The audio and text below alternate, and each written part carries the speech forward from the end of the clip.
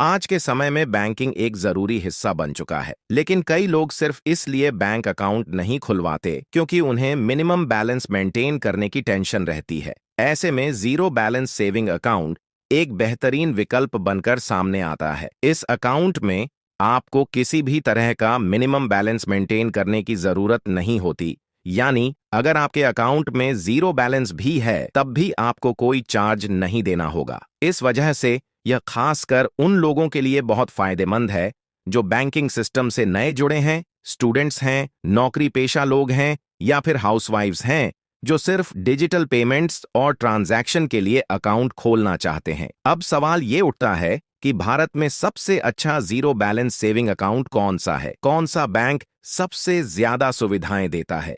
किस बैंक में आपको ज्यादा फायदे मिलते हैं? इस वीडियो में हम इन सभी सवालों के जवाब देने वाले हैं ताकि आप अपने लिए सबसे बेस्ट बैंक चुन सकें।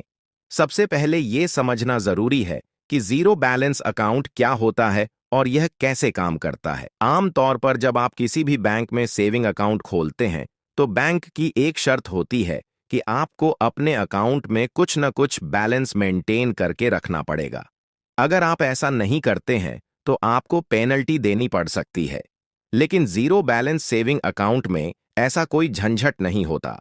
आप जितना चाहें उतना पैसा इसमें रख सकते हैं और अगर अकाउंट पूरी तरह खाली भी हो तब भी बैंक आपसे कोई चार्ज नहीं वसूलेगा।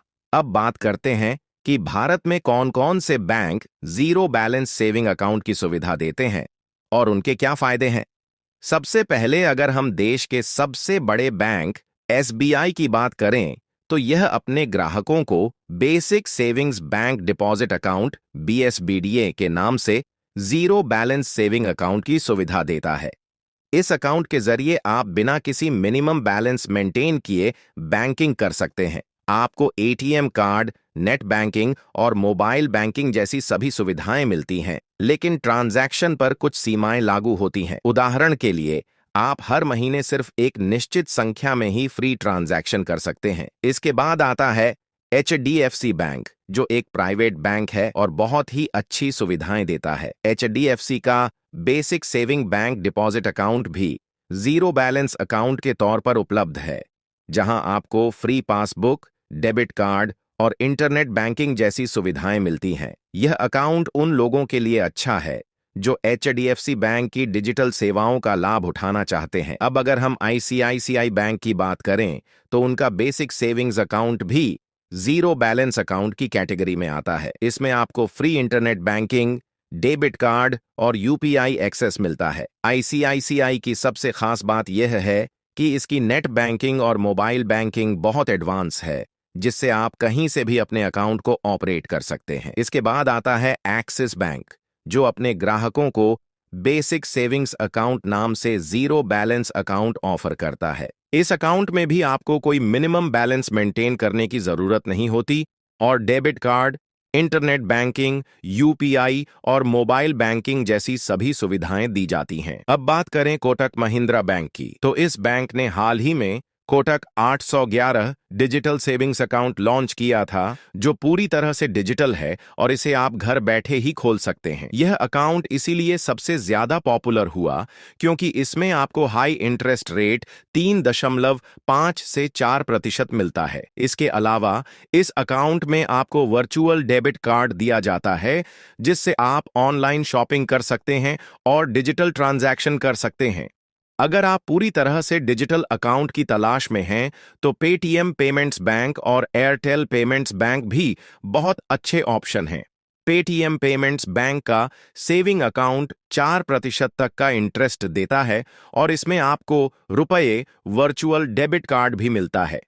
आप इस अकाउंट को अपने पेटीएम वॉलेट से भी लिंक कर सकते हैं और तुरंत पैसे ट्रांसफर कर सकते हैं। इसी तरह एयरटेल पेमेंट्स बैंक भी 6% तक का इंटरेस्ट देता है और डिजिटल ट्रांजैक्शन के लिए बेहतरीन माना जाता है। अब सवाल यह आता है कि आपके लिए कौन सा जीरो बैलेंस अकाउंट सबसे अच्छा रहेगा। इसका जवाब इस बात पर निर्भर करता है कि आपको किस तरह की सुविधाएं चाहिए। अगर आप एक सरकारी बैंक में खाता खोलना चाहते हैं तो एसबीआई बीएसबीडीए सबसे अच्छा विकल्प होगा, क्योंकि इसमें बैंकिंग की सभी बेसिक सुविधाएं मिलती हैं और यह पूरे भारत में उपलब्ध है।